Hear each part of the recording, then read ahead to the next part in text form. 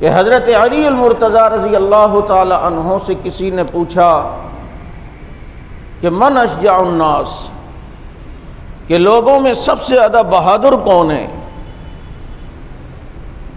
تو علی نے فرمایا کہ ابو بکر صدیق۔ فرمایا من عالم الناس، کہ لوگوں میں سب سے بڑا عالم کون ہے؟ تو کہا ابو بکر صدیق۔ کہا کہ لوگوں میں سب سے بڑا سخی کون ہے؟ تو کہا ابو بکر صدیق۔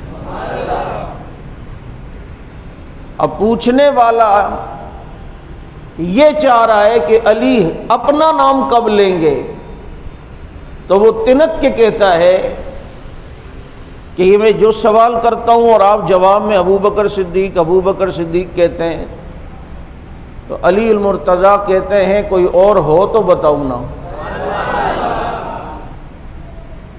کوئی اور ہو تو بتاؤں نا۔ وہ اپنے نمبر بڑھا رہا تھا حضرت علی کے سامنے کہ ان کا نام آئے گا۔ ابو بکر صدیق رضی اللہ تعالیٰ عنہ کا بغض اپنے سینے میں لینے والے لوگ تو اس زمانے میں بھی پیدا ہو چکے تھے، تو کہا میں جو سوال کرتا ہوں آپ سوال کے جواب میں ابو بکر صدیق کہتے ہیں۔ تو حضرت علی نے فرمایا کوئی اور ہو تو میں بتاؤں، میں تو نے پوچھا کہ سب سے زیادہ بہادر کون ہے، تو میں نے کہا ابو بکر صدیق۔ وہ میرے پاس دلیل ہے کہ جب ساری دنیا میرے پیغمبر کے پیچھے لگی ہوئی تھی، ایسے وقت میں نبی کو جو لے کر چلا ہے، غار میں پہنچا ہے، وہاں سے بحفاظت مدینہ منورہ تک پہنچایا ہے، اس کٹھن مرحلے میں اگر کوئی ثابت قدمی کا مظاہرہ کرتا ہے تو وہ سیدنا ابو بکر صدیق رضی اللہ تعالیٰ عنہ ہے۔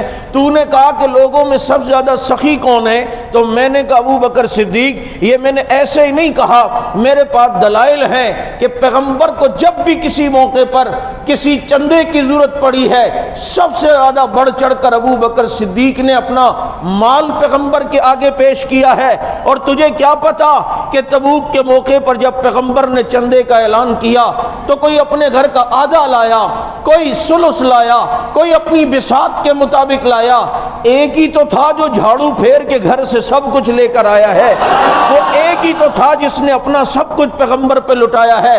پھر تو نے پوچھا ہے کہ لوگوں میں عالم بڑا کون ہے، تو میں نے کہا ابو بکر صدیق۔ تو میں نے ایسے ہی نہیں کہا، جب قرآن کریم کی یہ آیت سورت آئی اذا جاء نصر اللہ والفتح ورأیت الناس يدخلون فی دین اللہ افواجا فسبح بحمد ربک واستغفر انہ کان توابا، اب مدد آئے گی، اللہ کی نصرت آ گئی، تم دیکھو گے اسلام میں فوجوں کی فوجیں آئیں گی، اور اے نبی فسبح بحمد ربک واستغفر، اللہ کی حمد بیان کریں، استغفار کریں۔ کہا ہم خوش ہو رہے تھے، آپس میں ایک دوسرے سے گلے مل کر مبارکباد دے رہے تھے، اسلام کو عروج ملے گا، اسلام کو ترقی ملے گی، لوگ فوج در فوج اسلام میں آئیں گے۔ ابو بکر کو دیکھا کہ کونے میں رو رہا ہے، کہا ابو بکر آج تو خوشی کا دن ہے، تو روتا کیوں ہے؟